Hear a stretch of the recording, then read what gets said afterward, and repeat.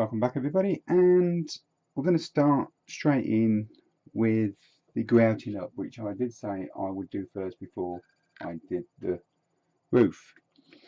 Now I'm going to do this slightly different. What I've actually done, I've actually given all of the brickwork a coat of a 50-50 mix PVA base. That's 50% water, 50% PVA.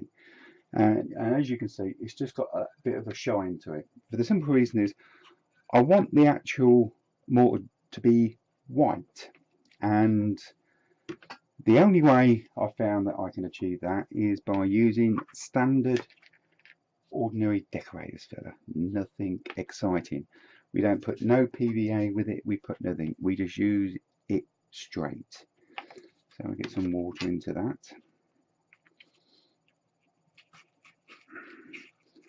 And we make that again as a brushable paste, because that's literally what we're going to do. Brush it in, then leave it to dry, then brush it off. Probably a little bit more water on that. But I'll just show you one bit and then I shall put you on pause because these videos get longer and longer and longer.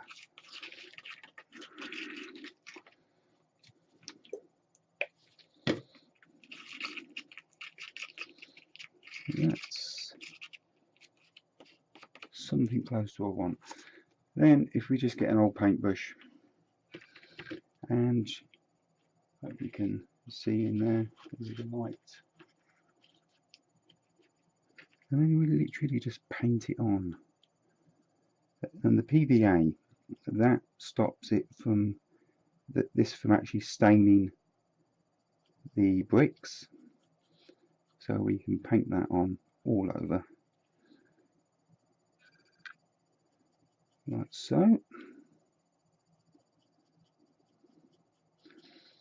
And it will actually go into the joint, and then when it's dry, the theory is that it should brush off. Theory.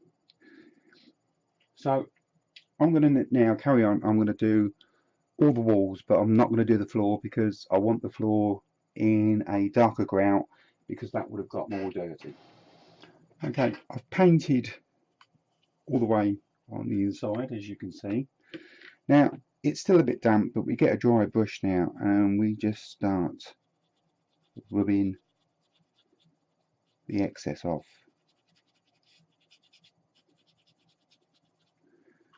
I don't know if you can see that, but we're starting to get the brickwork coming through and we're getting rid of all the excess. Now I'm just going to go all the way through with the dry brush and just clean it all up. I should probably have to do it about twice. You go over it once, leave it for a bit longer, then go over it again. So I'm going to continue on with that. I don't know. That's the side that's just had it taken off. And we just keep going over with the dry brush, and it just takes more and more and more off. So I'm going to continue on with that, and I shall be back in a minute.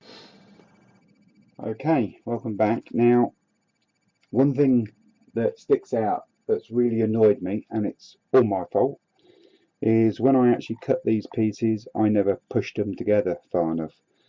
And as you can see, we're left with a fairly prominent joint there, which I'm not too happy about. I'm afraid to say the only way I could correct that is by taking them out and redoing them. So my mistake. So if you are building one of these, just remember to make sure that these are pushed together tight. We'll probably have to come up with something. We'll probably have to put maybe a little bit of a wall or something there. A hay loft, not a loft, a hay bit to put hay in. That might be a good idea. So that will be on the cards. Now the rest of it is turned out great. There's no problems with that. If I can twist that around, I'm quite happy with that, and that's going to look pretty good looking through. Now I'm going to do the floor, but I'm going to do the floor in the grey, and I'm going to do it exactly the same way. I'm just going to make this paste, just put a touch of probably black paint with it, make it grey, and do exactly the same on the floor. So I'm going to get on with that, and I shall be back in a second. Okay, the floor's being grouted up, as you can see in there. And as you can see, that join has disappeared, not like the joins down the back. That's going to annoy me, so I will be building a little bit that sticks out with a few planks on, just as like a small stable type thing, just to cover that over, because that is going to annoy me. So if you are building this, please remember, push them together and make it nice and neat. Anyway, next step, we're going to get this roof on.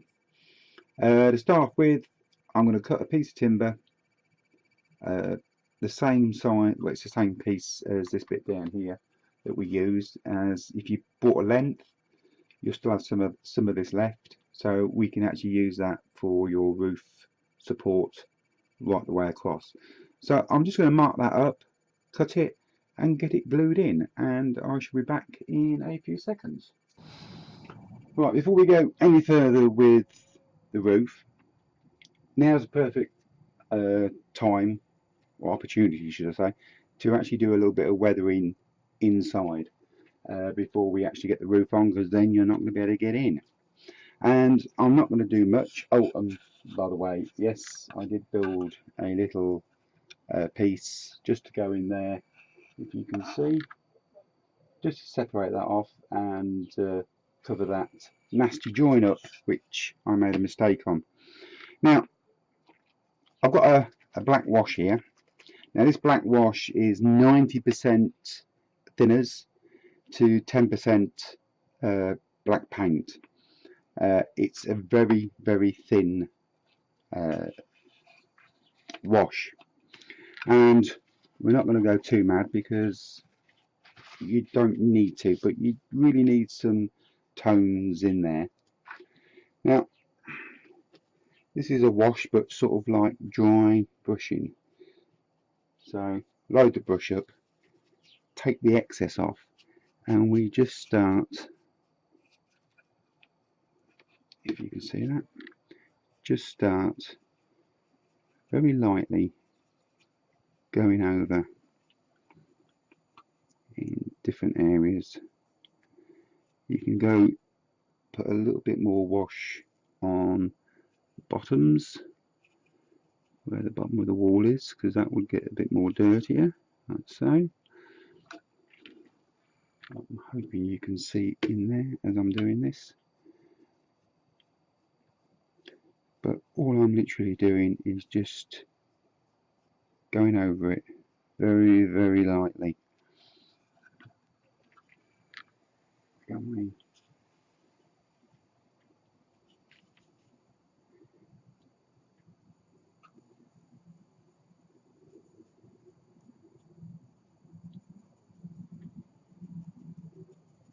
So it's just using the wash, giving it a few little bits of tones in the corners, places where dust and dirt and that would build up on the actual wall. You can't really see that well. So that's what I'm going to do now. I'm going to run through and do it all. It'll look better when it dries as well. So it's literally just dry brushing, take the excess off, and then very, very gently just go over, giving it a few areas darker, lighter, and it will look okay. Now I'm going to put you on pause, and then I shall get that done, and I will be back in a second. I've given it a light wash, as you saw. Virtually dried the brush, just gone over areas. I used it a little bit heavier in corners where dust and dirt would build up. Now I will say I've just given that a black wash. You could also use a brown with it and just go into certain areas just to give it a bit more tonal. But just using one colour, if we can get the camera in there without too much aggravation, and we'll do a bit of focusing as well, sorry about that. And as you can see, I've just used it a little bit heavier in the corners, and it looks like old brickwork. Very simple, very straightforward, nothing too technical, and it looks good. Now, I'm going to put you back on pause, and we're going to get set up now, and we're going to get this roof on. Okay, I have a missing clip, so I'm going to have to improvise on it. Now, the missing clip, I'm afraid to say, was showing you how to get the angle of your trusses by using your Gable End. So, as you can see, I've made a quick template up of the Gable End. And I'd just like to show you how to get your angles at the top and at the bottom. Now, this is the 1.7 by 4.7 roof timbers that we're actually using. Now, if you lay the timber against the Gable End, I should try and get my big hands out of the way in a second, lay it so it's level with the gable, then use another piece of timber in the upright position, holding that in place, then marking down this piece of timber on the outside, like so. I'll just cut that bit.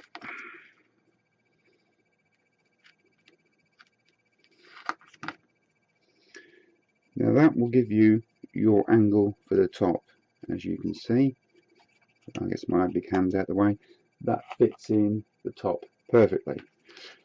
Now, on the bottom, we need an overhang as to allow for, because we've got plaster, render, sorry.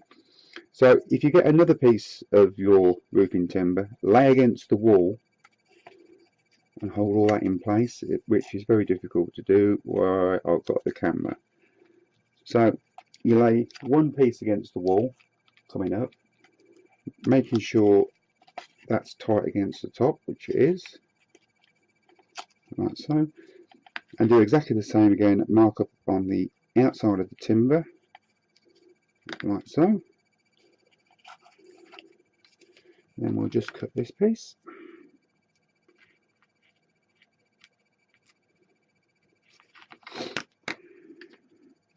If I can put that back in, it fits at the top. I'm going to put my fingers in the way, and as you can see, we've got the overhang, and this is allowing for the fascia board. Now once you've cut this one, you can actually go ahead and use that as a template, because it will fit all of them. It should fit that side as well. Well, it hangs over a little bit more than anticipated, because I don't think this is square. So that's how you get your roof trusses. And like I say, once you've got this piece, you can cut everything to suit. Right, we're back with the roof now. Now, the template that we cut earlier, I have cut as 11 per side. So I've cut 22 altogether, so that's 11 each side.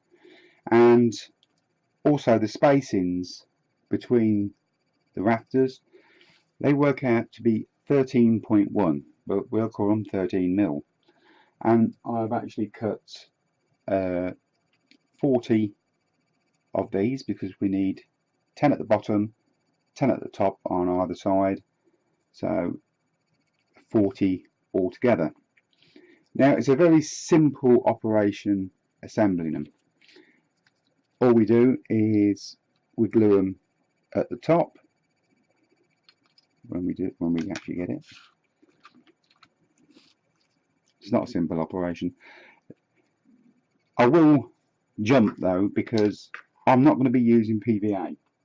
Now if you want to do damage on your roof, so you can see all the rafters and everything else, I would glue it with PVA and mixed with a little bit of black paint to give it that black effect.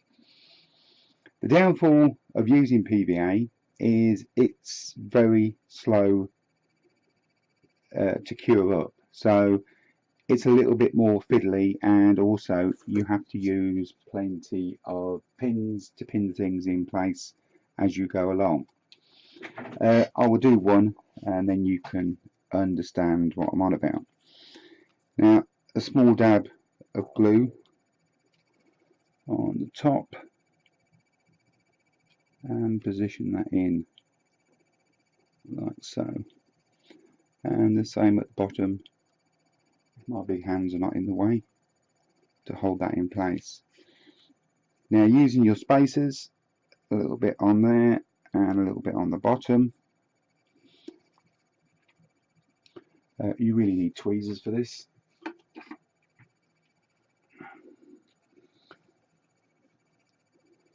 Then one piece goes into the bottom like so, and also we put one at the top.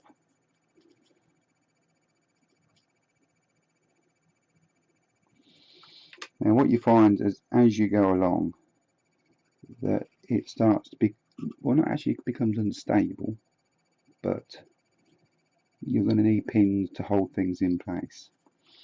And it's just a matter then of doing one after each other. You can put your glue on there then,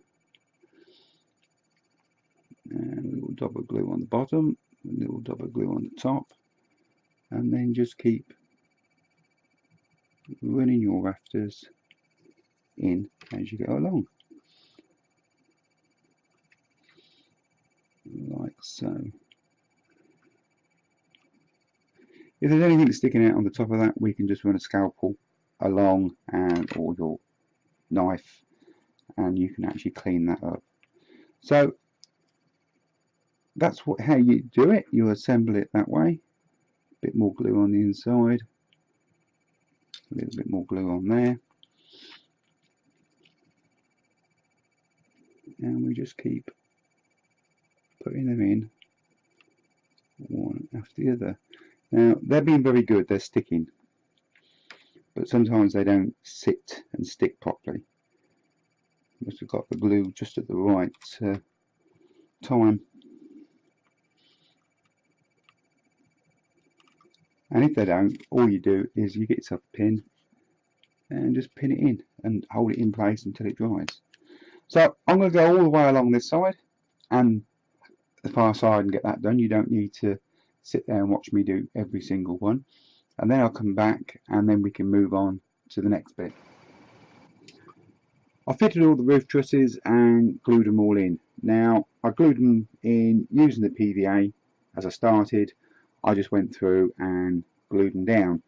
This probably will give me a chance to actually do some missing tiles at the top, so everything has a little bit of a silver lining.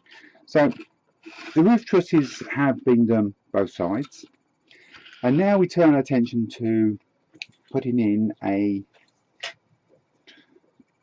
they're spreaders. They go across, just across the top, over the top there, and it makes it into, as you can see, an A-frame.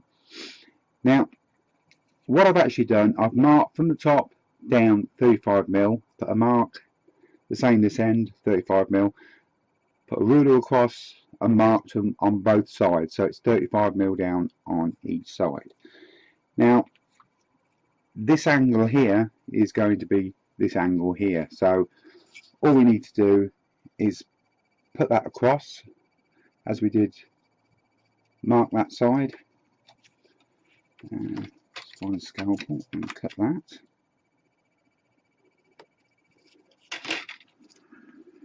And we put that back on that mark, and on the 35mm mark this side we do exactly the same, mark it up,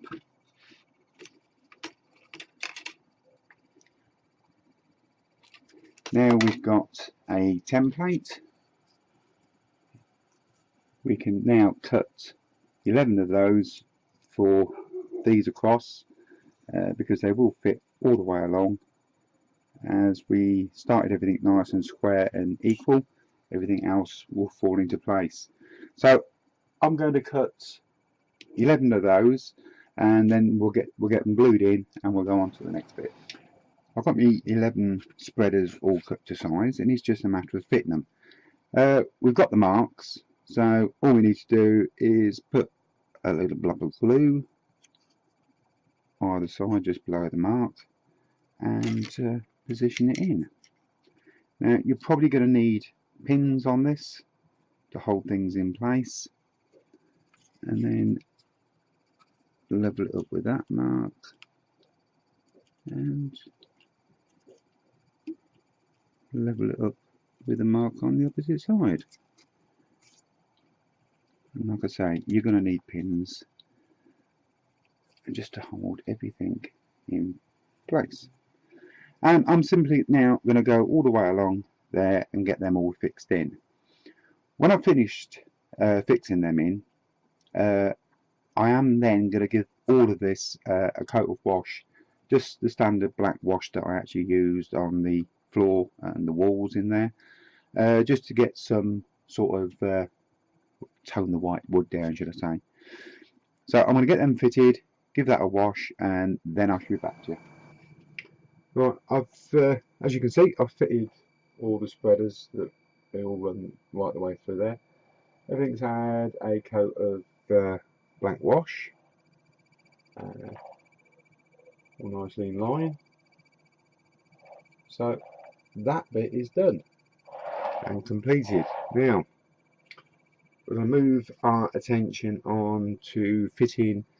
We need a fascia board to run right the way through the front, like so we can actually put the guttering on.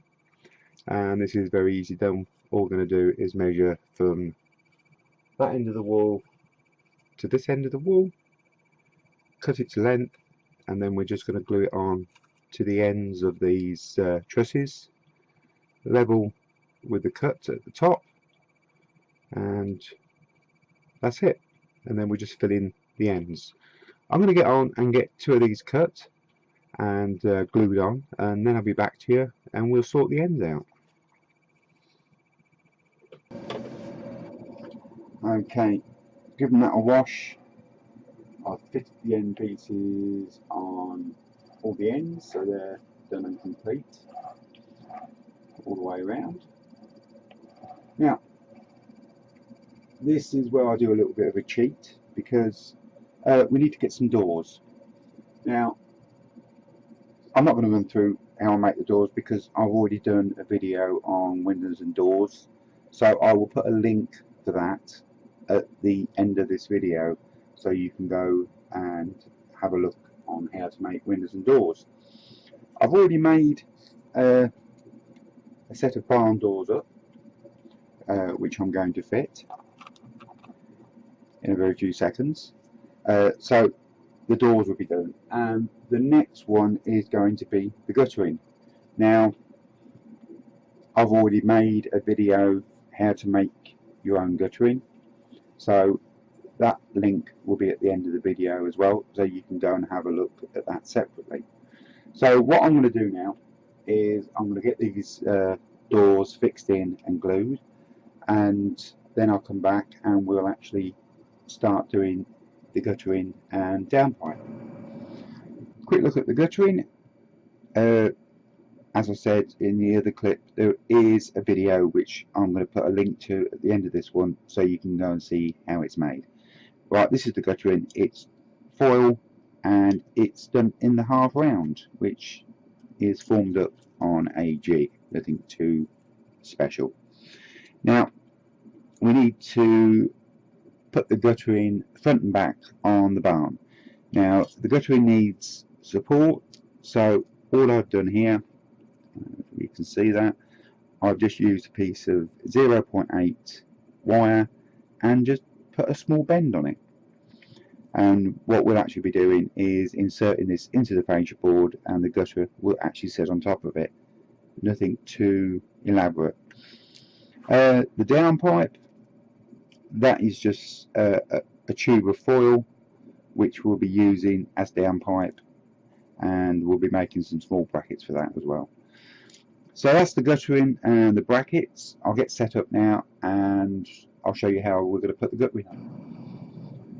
Now, fitting the brackets. Now, what I've done is every second truss I've drilled a small hole, set up 1mm from the bottom of the fascia, so up by 1mm, drilled a hole 0.8 on every second truss all the way along, and then I've put the little bracket into the hole and glued it in place. And that is it. That's all you need to do. And then your gutter, if I can just get in there, will just sit. We will be super gluing that down. It will just sit in them brackets like that, and it looks like what it should do, some guttering. So I'm now going to glue all the gutter in, and then I shall come back to you and we'll take a little look at just doing the downpipe.